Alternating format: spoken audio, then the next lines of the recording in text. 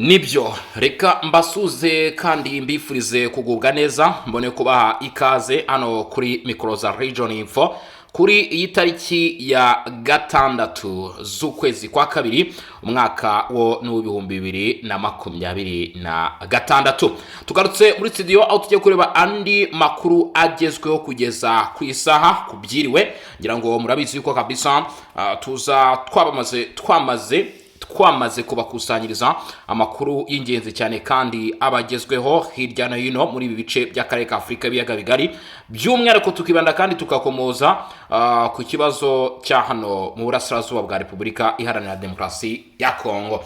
Leta ya Repubulika Iharanira Demokarasi ya Kongo iri kugirana ibiganiro na Leta Zunze Ubumwe za Amerika bigamije gusuzuma ishyirwa mu bikorwa ry'amasezerano yasinywe hagati y'ibihugu bitatu, u Rwanda, Repubulika Demokarasi ya Kongo ndetse na Leta Zunze Ubumwe za Amerika. Ni mu gihe kandi ibitangazamakuru bigiye bitandukanye birimo Daily Monitor byakomeje kumvikana mu by'ukuri hamwe n'ibitangazamakuru byo muri Repubulika Demokarasi ya Kongo bisaba ko u Rwanda ngo rwashyirwaho ibihano. Abantu barenga 5,000,000 bari mu gihugu imbere muri Repubulika Demokarasi ya Kongo nk'uko byashyizwe hanze muri raporo ya OECA ivuga ko hakenewe ikibazo cy'ubutabazi. Kugeza kuri ubu ngubu ubufatanye bwagutse hagati ya Leta Zunze Ubumwe za Amerika na Repubulika Demokarasi ya Kongo bukomeje gutezwa imbere kugeza ku rwego hari imishinga imwe n'imwe imaze kugeraho iri kwishimirwa. Ubwongereza na Repubulika Demokarasi ya Kongo bigiye gufatikanya mu gusoza ndetse no kurangiza ikibazo cy'abimukira baturuka mu bihugu bimwe na bimwe birimo ibya Afurika binjira muri iki gihugu mu buryo bunyanyije n'amategeko. Bizakorwa gute mu gihe uyu mushinga byari bisanzwe bizi ko ari uw'u Rwanda n'Ubwongereza ukaza guhagarikwa? Ese Repubulika Demokarasi ya Kongo n'Ubwongereza byagenze gute kugira ngo bibe ari byo biri kwiga kuri uyu mushinga? Ayo makuru yose turaza kugenda tuyagarukaho, mufite n'andi makuru agiye atandukanye mu by'ukuri tuza kugenda tugutangariza cyangwa se tukubwira. Icyo usabwa gusa ni ukutaza kujya kure ya Region Info kugira ngo ukomeze ukurikirana uko byifashe muri aka karere ka Afurika ibiyaga bigari. Tugufite n'andi makuru kubijyanye n'imirongo y'imbere ku rugamba uko byifashe mu bice bimwe na bimwe ahakomeje kugenda habera imirwano, nabyo nkubwira ko tuza kubigarukaho. Ariko reka dore kuri Leta Zunze Ubumwe, u Rwanda ndetse na Repubulika Iharanira Demokarasi ya Kongo. Ni Leta Zunze Ubumwe za Amerika. Perezida wa Leta Zunze Ubumwe za Amerika Donald Trump arutse gutangaza ko igihugu cye cyamaze guhagarika intambara imwe muzo cyari kirimo gukemura. Avuga ko iyo ntambara ifitanye isano n'amakimbirane hagati ya Repubulika Iharanira Demokarasi ya Kongo ndetse n'u Rwanda. Ibyo byose Perezida wa Leta Zunze Ubumwe za Amerika Donald Trump akaba yarabitangaje kwa gatanu Gashyantare 2026 mu muhango ngarukamwaka uzwi nka National Prayer Breakfast wabereye Washington DC muri Leta Zunze Ubumwe za Amerika. Mu ijambo rye yagize ati, dufite Kongo hano, derutse guhagarika intambara nimwe mu ntambara 8 twamaze kurangiza.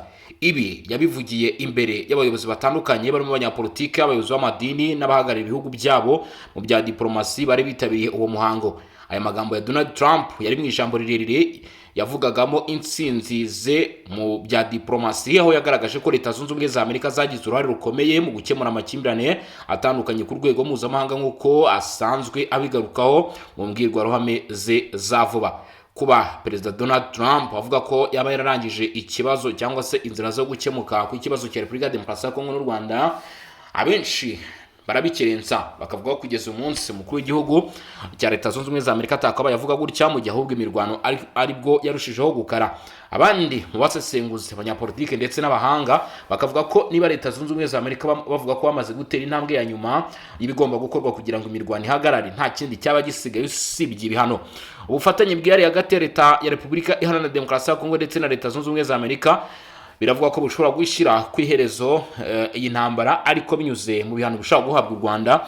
Inama ya mbere ya komite ihuriweho yo kuyobora yabereye i Washington yabaye hagati ya Repubulika Demokarasi ya Kongo na Leta Zunze Ubumwe za Amerika. Ibyo bizagiye hanze. Ni inama ya mbere ya komite ihuriweho yo kuyobora ubufatanye hagati ya Repubulika Iharanira Demokarasi ya Kongo ndetse na Leta Zunze Ubumwe za Amerika yabereye kuwa gatatu ku cyicaro cya Minisiteri y'Ububanyi n'Amahanga ya Amerika, Department of State. Inama igaragaza intambwe ikomeye mu gushyira mu bikorwa amasezerano y'ubufatanye bwihariye yasinywe n'ibihugu byombi. Itsinda rya Repubulika Iharanira Demokarasi ya Kongo ndagira ngo mumenyeshe ko ryari riyobowe na Vice Prime Minister akaba na Minisitiri w'ubukungu na wundi witwa Daniel Mukoko Samba. Uyu yari afatanyije na Minisitiri w'ubucukuzi bw'amabuye y'agaciro Louise Kabamba Watum hamwe na Vice Minisitiri w'ububanyi n'amahanga Noella Ayegana Gato, harimo kandi abahagarariye ibiro bya Perezida wa Repubulika ndetse na za Minisiteri y'Imari. Aho ni ku ruhande rwa Repubulika Iharanira Demokarasi ya Kongo ndetse no ku ruhande rwa Leta Zunze Ubumwe za Amerika nyine hari abari mu by'ukuri bahahagaze. Itsinda rya Repubulika Demokarasi ya Kongo riyobowe na Vice Prime Minister akaba na Minisitiri w'ubukungu Daniel Mukoko Samba. Ku ruhande rwa Amerika hari abahagarariye Minisiteri y'Ububanyi n'Amahanga, Minisiteri y'Ubucuruzi, Minisiteri y'Imari ndetse n'ikigo cy'Abanyamerika gishinzwe iterambere n'ishoramari. Iki kigo cyo ku ruhande rwa Leta Zunze Ubumwe za Amerika akaba ari US International Development Finance Corporation. Ibiganiro byibanze ku isuzumwa ry'urutonde rw'imitungo ifite akamaro k'ingenzi ku gihugu, Strategic Asset Reserves, rwatanzwe na Repubulika Iharanira Demokarasi ya Kongo, rufatwa nk'intambwe igaragara mu gushyira mu bikorwa neza ubufatanye. Urutonde ruzashyirwa muri raporo ihuriweho igamije kumenyesha abikora muri Amerika amahirwe y'ishoramari ari muri Repubulika Iharanira Demokarasi ya Kongo. Impande zombi zashimangiye ubushake bwo gushyigikira ishoramari ry'abikorera ku giti cyabo cyane cyane mu nzego z'ubucukuzi bw'amabuye y'agaciro n'ingufu, guteza imbere ibikorwa remezo bikenewe, guteza imbere ubukungu butandukanye butishingikirije gusa ku bucukuzi binyuze mu gutunganya ndetse no kunonosora umusaruro w'imbere mu gihugu no kongera ubushobozi inzego z'igihugu. Imishinga ishyigikiwe n'ikigo cya Leta Zunze Ubumwe za Amerika cyatoranyijwe nk'ifite ikihutirwa na komite ihuriweho. Hazatangwa kandi ubufatanye bwa tekinike aho impuguke z'Abanyamerika zizoherezwa mu karere zigafatanya n'inzego za Repubulika Iharanira Demokarasi ya Kongo mu kugaragaza aho hakenewe inkunga yihariye. Ubufatanye bwihariye hagati ya Leta ya Repubulika Demokarasi ya Kongo na Leta Zunze Ubumwe za Amerika bugamije guhindura umutungo kamere wa Kongo imbaraga zitanga iterambere rirambye ry'ubukungu ndetse no kuvugura inzego z'ubukungu z'igihugu. Mu byihutirwa harimo ishoramari mu muhora w'iterambere wa Lobito. Hashyizweho kandi komite ihuriweho yo gukurikirana ishyirwa mu bikorwa ry'iyi gahunda, ikazatangira imirimo yayo ako kanya nk'uko byatangajwe n'uruhande rwa Leta ya Repubulika Iharanira Demokarasi ya Kongo.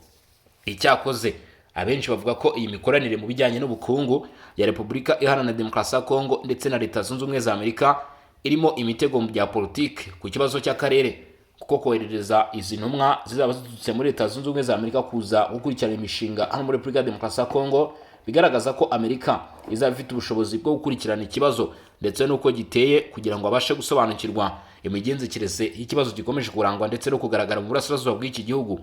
Ubufatanye bwihariye hagati ya Leta ya Repubulika Iharanira Demokarasi ya Kongo na Leta Zunze Ubumwe za Amerika. Daniel Mukoko Samba ashimangira ko hashyizweho urwego rukora rushingiye ku musaruro ugaragara. Kuwa kane tariki 5 Gashyantare 2026 i Washington, iyo nama ubwo yarimo iba hagati ya Leta Zunze Ubumwe za Amerika na Repubulika Demokarasi ya Kongo, iyi nama yabaye intambwe ikomeye mu gushyira mu bikorwa amasezerano y'ubufatanye bwihariye hagati y'ibihugu byombi.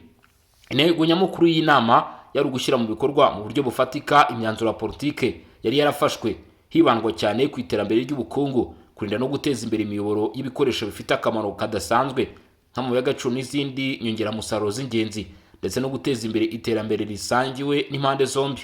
Ibiganiro byimanze ku gushyiraho uburyo bunoze bwo kumenya, guhitamo no gushyigikira imishinga y'ingenzi ifite ingaruka nziza ku iterambere, guteza imbere ishoramari rirambye kandi rifite inshingano, kubaka ibikorwa remezo by'ingenzi by'umwihariko imihanda n'imiyoboro yo gutwara abantu n'ibintu, ndetse imishinga y'ingufu ndetse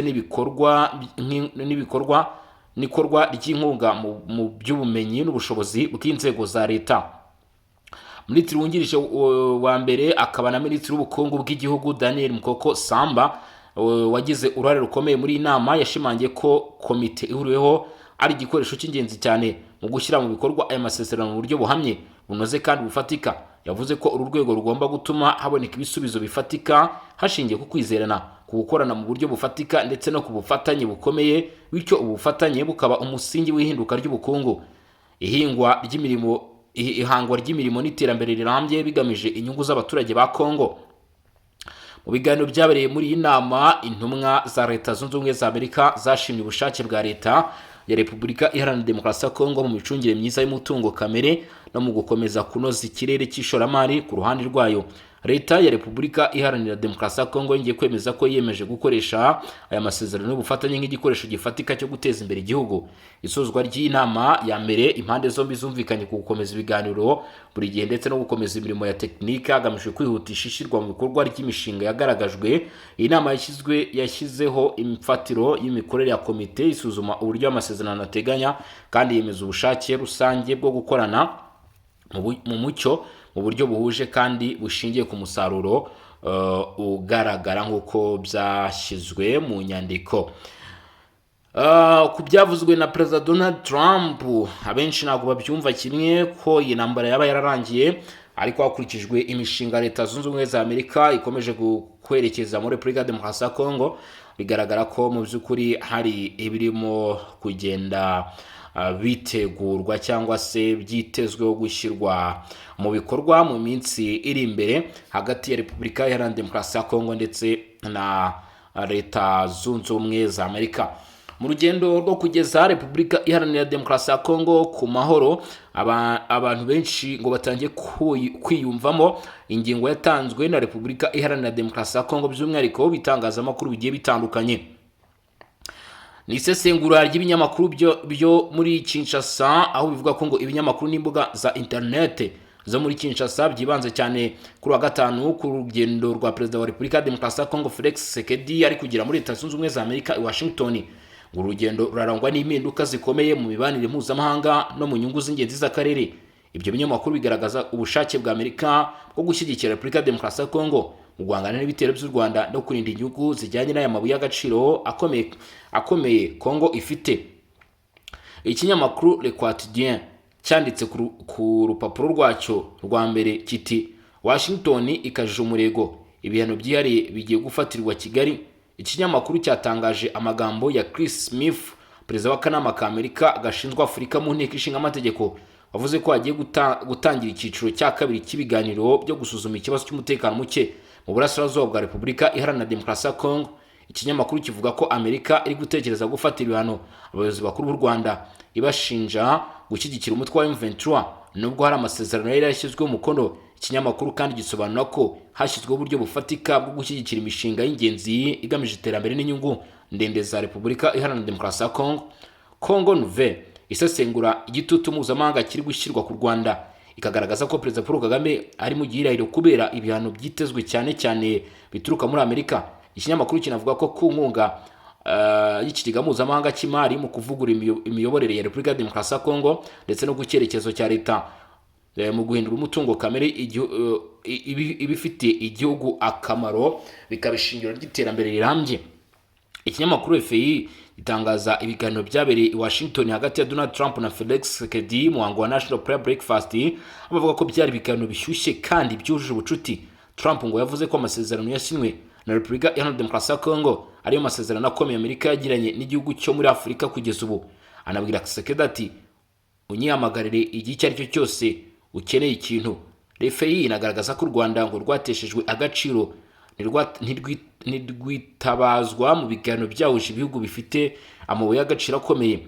Ibi byemezwa n'ikigo cy'igihugu gishinzwe itangazamakuru ACP cyanditse kiti Trump abwira Perezida Tshisekedi ati unyihamagarire ku kintu cyose icyo ari cyo cyose ushaka. ACP igaragaza ko Trump afata Tshisekedi nk'umuyobozi w'intwari wanyuze mu bigeragezo byinshi. Urubuga Actualité.cd rwo ruvuga ko inama ya mbere ya Joint Steering Committee yabereye i Washington igamije gushyira mu bikorwa amasezerano ya politike hifashishijwe ibikorwa bifatika bigamije iterambere n'umutekano w'inzira z'ubucukuzi bw'amabuye y'agaciro.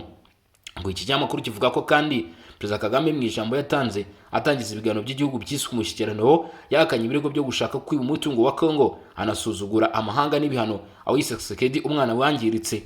Urubuga 767 cyangwa 767.cd handitse ko Kagame atakigira ingunga y'inshuti ze zikomeye zari zisanzwe zimushyigikiye zirimo Amerika n'Ubwongereza. Iyi media igaragaza ko izi mpinduka zishingiye ku kwemera kurwanira uruhare mu rwarwo mu guhungabanya umutekano mu burasirazuba bwa Repubulika ya Demokarasi ya Kongo, bityo rukaba ruri kwigunga ku rwego mpuzamahanga. Ibi ngo bigaragaza gucika intege ku ruhande ndetse no kwiyongera kw'ingufu z'uruhande rwa Repubulika Iharanira Demokarasi ya Kongo. Ikindi gitungurana ngo ni uburyo Ubwongereza buri gukorana na Repubulika ya Demokarasi ya Kongo. Repubulika Iharanira Demokarasi ya Kongo ngo yemeye gukorana n'igihugu cy'Ubwongereza ku kibazo cyo gusubiza mu gihugu abanyekongo ba mu Bwongereza badafite ibyangombwa byemewe n'amategeko nk'uko byatangajwe na guverinoma y'Ubwongereza kuri wa gatanu. Nyamara ngo uyu mushinga wo ku ruhande rw'u Rwanda.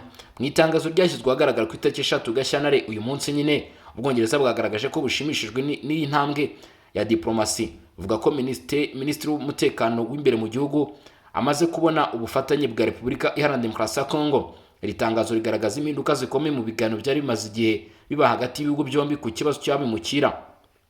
Mu kwezi k'Ukuboza gushize, Ubwongereza bwari bwaratangaje ingamba zo kugabanya itangwa rya visa ku baturage ba Kongo. Icyo gihe inzego z'Ubwongereza zashinjaga Kinshasa kutagira ubufatanye buhagije mu gusubiza mu gihugu abimukira Ubwongereza bwifuzaga kwirukana. Guverinoma y'Ubwongereza yari yanavuze ko ishobora guhagarika burundu itangwa rya visa ku banyekongo mu gihe hataboneka intambwe zifatika mu gukemura iki kibazo. Ariko ubu ngo hakaba hongeye kugaragara umubano mwiza hagati y'izi mpande zombi uko ari ebyiri, Ubwongereza ndetse na Repubulika Iharanira Demokarasi ya Kongo. Ikibazo cyo mu burasirazuba bwa Repubulika ya Demokarasi ya Kongo kirashakirwa umuti, ariko MONUSCO, ishami ry'ingabo z'umuryango w'abibumbye ziri muri Repubulika ya Demokarasi ya Kongo zishinzwe kubungabunga ndetse no kugarura amahoro, n'abavuga ko batazigera basigara mu gihe byari bizwi ko bari mu rugendo rwo gutaha. Ubu ubutumwa bw'umuryango w'abibumbye bwo kugarura amahoro muri Repubulika ya Demokarasi ya Kongo, MONUSCO, batangaje ko biteguye gufasha mu ishyirwa mu bikorwa rya mekanizmu yo gukurikirana ndetse no kugenzura ibarizwa ry'agahenge mu burasirazuba bwa Repubulika ya Demokarasi ya Kongo. Ngo ibi biri mu rwego rw'ibiganiro by'amahoro biri kubera i Doha muri Qatar bihuje leta ya Repubulika Iharanira Demokarasi ya Kongo n'inyeshyamba za FCM23. Mu itangazo ryasohotse ku itariki 3 Gashyantare, MONUSCO yashimye intambwe imaze guterwa binyuze mu buhuza bwa leta ya Qatar, cyane cyane ku bwumvikane bwagezweho ku mabwiriza asobanutse agomba gutuma mekanizmu yo gukurikirana agahenge itangira gukora neza. MONUSCO yibukije ko inshingano zayo nk'uko zigaragazwa mu mwanzuro wa Loni 2808 wo mu 2025 ziyemerera gufasha mu ishyirwa mu bikorwa ry'agahenge karambye. Ibyo birimo gutanga inkunga ya tekinike n'ibikoresho no kugira uruhare rugaragara mu bikorwa bya ICGR binyuze muri mekanizmu ihuriweho yo kugenzura yagutse. Ubu butumwa bwa Loni kandi ngo bwagaragaje ko bushima uruhare rw'abafatanyabikorwa batandukanye bo mu karere n'abo ku rwego mpuzamahanga barimo leta ya Qatar, Leta Zunze Ubumwe za Amerika, Umuryango wa Afurika Yunze Ubumwe, Umuryango w'ibihugu byo muri Afurika y'Uburasirazuba, Umuryango w'Iterambere rya Afurika y'Amajyepfo ndetse na ICGR. Viviane de Perre, uhagarariye umunyamabanga mukuru wa Loni wungirije akaba n'umuyobozi w'agateganyo wa MONUSCO, yemeje ko ubu butumwa bwiteguye gufasha iyo mekanizmu mu buryo bwizewe, hubahirijwe inshingano bwahawe n'inama y'umutekano ya Loni kandi hubahirijwe ubusugire bwa Repubulika ya Demokarasi ya Kongo. Yagize ati MONUSCO yiteguye gufasha mu gushyira mekanizmu yizewe yo gukurikirana no kugenzura yubahirizwa ry'agahenge, hubahirijwe ubusugire bwa Repubulika Iharanira Demokarasi ya Kongo. Tuzakomeza gukorana n'impande zose bireba no gutanga amakuru mu mucyo ku byo dufasha n'uburyo tubikora. Mu gusoza, MONUSCO yongeye gushimangira ko izakomeza kugira uruhare mu kugabanya urugomo, kurinda abasivili no guteza imbere igisubizo cya politike kirambye ku bibazo by'umutekano mu burasirazuba bwa Repubulika ya Demokarasi ya Kongo. Byagera gute ariko ngo nyamara iki kibazo gikomeje guhangayikisha benshi biturutse ku mibare y'abaturage bakomeje kugenda mu by'ukuri bagirwaho ingaruka n'iki kibazo. Ubu ngo abantu barenga miliyoni 5 barimuwe mu gihugu imbere muri Repubulika ya Demokarasi ya Kongo. Ibi byavuzwe na OECA ndetse itanga umuburo. Ibibazo by'ubutabazi muri Repubulika ya Demokarasi ya Kongo ngo byageze ku rwego ruteje impungenge zikomeye, nk'uko bigaragara muri raporo iheruka y'ibiro by'umuryango w'abibumbye bishinzwe guhuza ibikorwa by'ubutabazi OECA. Mu mpera z'umwaka wa 2025 igihugu cyari gifite abantu barenga miliyoni 5.3 bimuwe mu gihugu imbere, ndetse n'abantu hafi miliyoni 25 bafite ikibazo gikomeye cy'ibiribwa.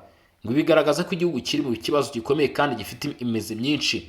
Raporo ikubiyemo igihe kuva muri Mutarama kugeza mu Kuboza 2025 igaragaza ishusho mbi. Uretse kwimurwa kw'abaturage ku bwinshi, OECA yanditse ibyaha n'ihohoterwa bigera ku bihumbi 135 byibasiye abaturage, birimo ihohoterwa rikabije ry'uburenganzira bwa muntu, ihohoterwa rishingiye ku gitsina n'ibindi bikorwa bibangamira umutekano n'ubuzima bw'abasivili. umunyekongo umwe kuri bane ngo afite inzara. Ikibazo cy'ibura ry'ibiribwa kibasiye abantu miliyoni zigera kuri 24 n'ibihumbi 800, bivuze ko hafi 1/4 cy'abaturage badashobora kubona indyo ihagije ibatunga. Ngo ibi biterwa n'impamvu nyinshi zirimo intambara n'imirwano bikomeje cyane cyane mu burasirazuba bw'igihugu, ubukungu budahagaze neza n'izamuka rikabije ry'ibiciro by'ibintu, impinduka z'ikirere zirimo imyuzure n'isenyuka ry'imisozi. Uburasirazuba bw'igihugu niho kwimurwa kw'abaturage kwibasiye cyane, nubwo ibibazo bigera no mu ntara zo hagati n'iz'uburengerazuba. Intara zo mu burasirazuba arizo zibasiwe cyane, aho ni nka Kivu y'Amajyaruguru, Kivu y'Amajyepfo, Ituri na Tanganyika, zikaba arizo zibumbiyemo igice kinini cy'abantu miliyoni 5,300 bimuwe mu gihugu imbere. Raporo ya OECA igira iti imiryango ifite intege nke cyane, by'umwihariko abagore, abana n'abageze mu zabukuru nibo bagirwaho ingaruka zikomeye z'iki kibazo cy'ubukene n'ubwiyongere bw'ibibazo by'ubuzima. Guhamagarira isi gufasha ndetse no kurinda abasivile byihutirwa kubera kwiyongera kw'ibitero by'imitwe yitwaje intwaro n'amakimbirane hagati y'amoko n'amatsinda atandukanye. OECA ishimangira ingingo ebyiri z'ingenzi: kongera inkunga y'ubutabazi. Ubufasha buriho ubu ntibuhagije ugereranyije n'ubwinshi bw'ibikenewe ku butaka. Kurinda abasivile, umubare munini w'abahohoterwa wanditswe usaba ko hongerwa umutekano mu nkambi z'impunzi zo mu gihugu imbere ndetse no mu bice byaho. Uyu muryango usoza uvuga ko hakenewe imbaraga nyinshi zigomba gushyirwaho kugira ngo iki kibazo gikemurwe.